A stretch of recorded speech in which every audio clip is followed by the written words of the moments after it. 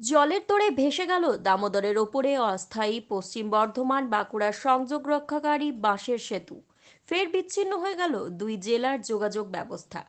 আর দুই জেলার শ্রমিক, শিক্ষার্থী, ক্ষুদ্র ব্যবসায়ী সহ সাধারণ মানুষের যাতায়াতের মাধ্যম হতে চলেছে সেই নৌকো।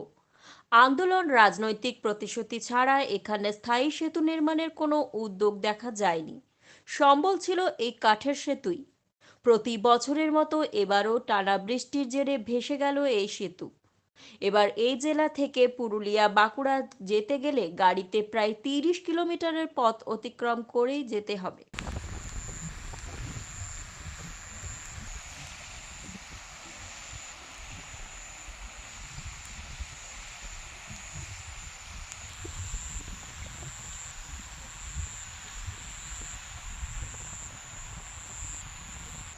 এখানে যে একটা কাঠের ব্রিজ ছিল, তো আপনার কি এদিকে যাওয়ার আসার জন্য? হ্যাঁ, এখানে যাতায়াত করা, এই যে মন্দিরে যাওয়ার জন্য আমি এসেছিলাম, কিন্তু যেতে পারলাম না, আমাকে ফিরে যেতে হচ্ছে। তো খুবই অসুবিধার মধ্যে পড়লাম। মানে আপনার প্রায় সময় যাতায়াত করেন? হ্যাঁ, এই মন্দিরে আসি। আপনার কোথা থেকে আসছেন? কলকাতা।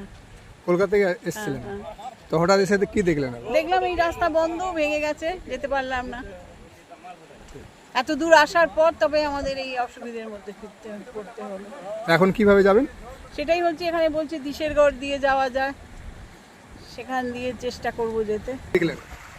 হ্যাঁ, এতটা রাস্তা এলাম গাড়ি চালিয়ে, এক্সপেক্ট করেছিলাম এটা দিয়ে চলে যাব, কিন্তু যেতে পারলাম না, ব্রিজটা ভাঙা, তাহলে গাড়ি তো এখান দিয়ে যাবে না।